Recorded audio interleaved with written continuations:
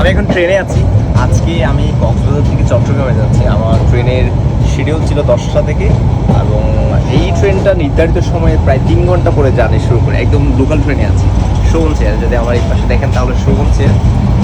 আর পাশাপাশি এখন রামুতে আছি, আরও 10 থেকে 12টার মতো স্টেশন আমার পার করতে হবে।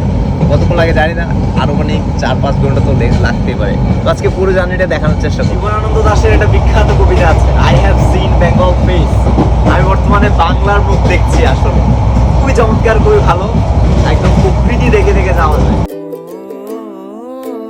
কপ করে আমার হাতটা ধরে নিজের কাছে টেনে নিতে কি বাধা হয়ে দাঁড়িয়েছে।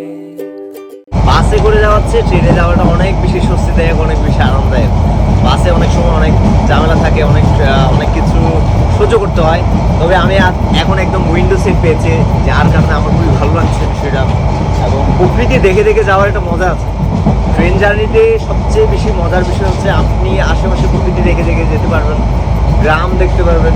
এই যেমন আমার এই পাশে দেখা যাচ্ছে অনেকগুলো ফসলের ক্ষেত আছে, তারপরে বিস্তীর্ণ গ্রাম, বিস্তীর্ণ পরিবেশ, সব কিছু খুবই আনন্দদায়ক, খুবই রোমাঞ্চক।